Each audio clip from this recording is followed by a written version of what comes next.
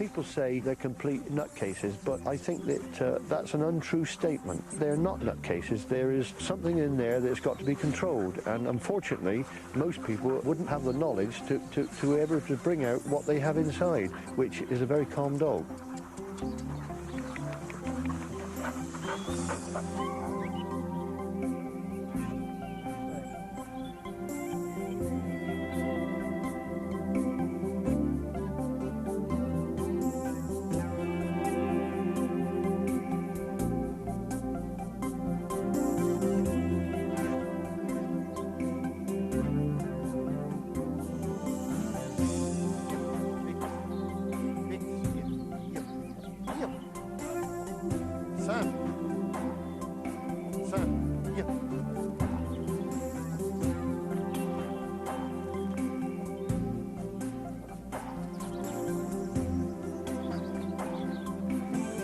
I'm noted myself for English Springer Spaniels.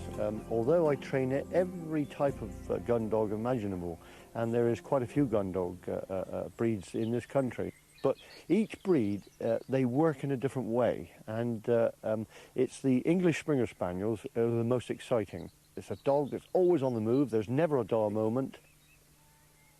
Sid. Meg. Copper. Buster. Jig. They have a brain, and it's up to you to challenge that brain for them to do exactly what you want them to do, because it's in them to do hunting, but it's got to be controlled. There's only 4 things on a spaniel's mind, or any type of working dog: find it, catch it, kill it, and eat it, but all for itself. But we don't want that. So it's about channeling what's already there to do the things that we want it to do. Sit. Professional gun dog trainer John Cook is one of the most respected in the country. Based in Somerset, he trains and breeds dogs for working and competitive field trials, counting British champions among his successes.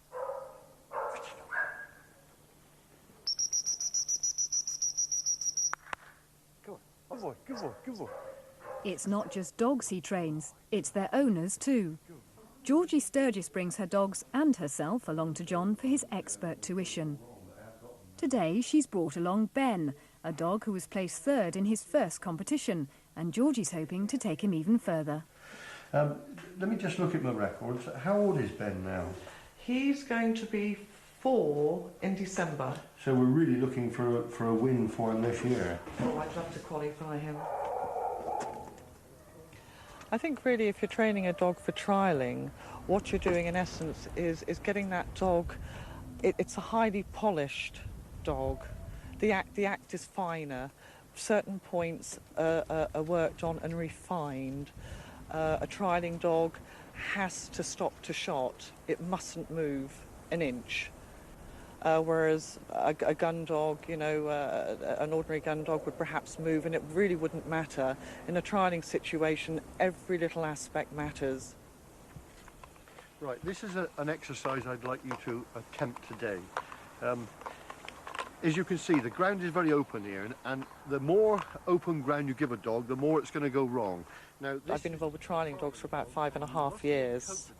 I've competed for 2 seasons. Last season was very successful. The previous season with Ben was a disaster. I knew I had a good dog, put him in for 3 trials. Each time things went wrong. It was, you know, 3-0 to Ben, really. At that point, I knew that I needed some serious help.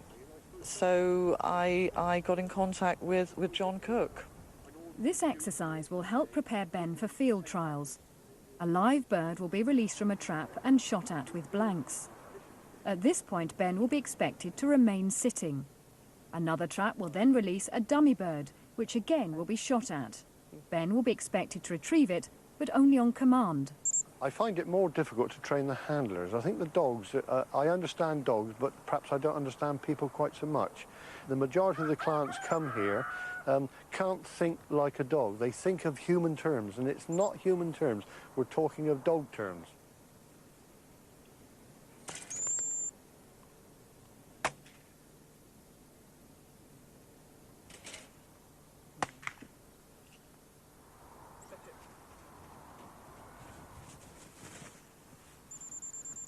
Ben, here.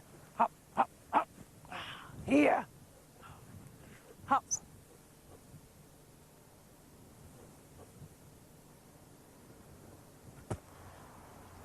Right, that was very good, but as you realise, there's one fundamental thing wrong. If we're talking about winning field trials, which you obviously want to do, that dog is not to circle around you. The aggression that you showed the dog then was the wrong type of aggression. You have to make it a pleasure in some way or another for that dog to bring it back to you. He doesn't take prisoners. That's with the owners, that is. With dogs, he is able to watch a handler, watch a dog, and know exactly where that person is going wrong. We're going to go to a building, a wall, a fence, a hedge, and yes, see if we can get it right there. Because we're putting ourselves in a winning position then. Because he can't circle you then. He's on the dog's side, always. Never on yours. As far as John's concerned, there is not a bad dog. It's always the handler, and he's right. He's absolutely right. I don't leave the session so much now feeling beaten up as beaten up as I did before. I go away now very positive. Right, this is what I've got to do. I have more understanding of what I'm doing. I have more understanding of the situation. I have more understanding of the dog, which is what I didn't have before.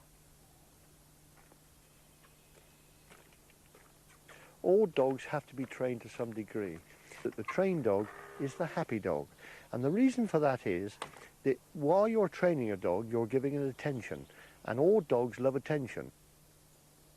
This particular little girl is Katie, and she's very bright. She's very bright for the breed.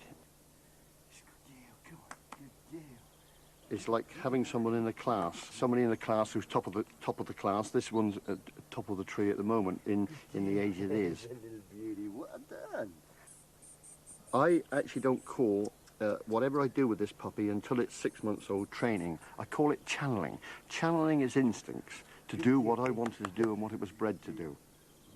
This dog has got to love me, and I've got to love the dog. I love the dog already, but we have to have a bond, and we have to work together. And working together starts from 8 weeks old. Come on. One of the other breeds of gun dog that John works with is the Clumber Spaniel. You have to start off with the right material. If you wanted to win the Derby in horse racing, you wouldn't go out and buy a Shire horse. You must have the right 100%, what we call 100% working pedigree.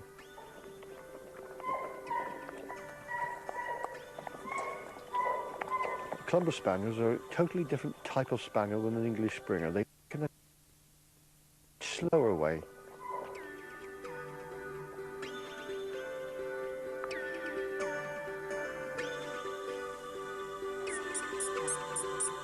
The process of bringing these puppies on is exactly as it would be with any other working dog.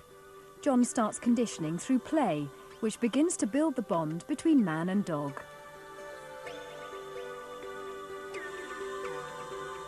We want to get into the dog's mind that the tennis ball, the handkerchief, doesn't belong to the dog and it doesn't belong to me. It belongs to both of us. We're working together. It's a relationship that we can have lots of fun together, but it's not all me. Basically, it's getting that bond that the dog wants to be with me, and whatever it gets, it wants to bring back to me voluntary. Come on in, come on, come on in, come on, come on.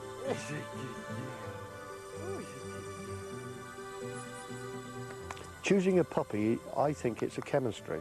You study these puppies, and there is something that tells you to choose that particular puppy. And I always say to people, never ever buy a puppy, especially a gun dog puppy of any breed, never buy it as a gift to anyone, because that chemistry would never have taken place, and they'll never have the feelings for that puppy that they would if they had chosen it themselves from the litter.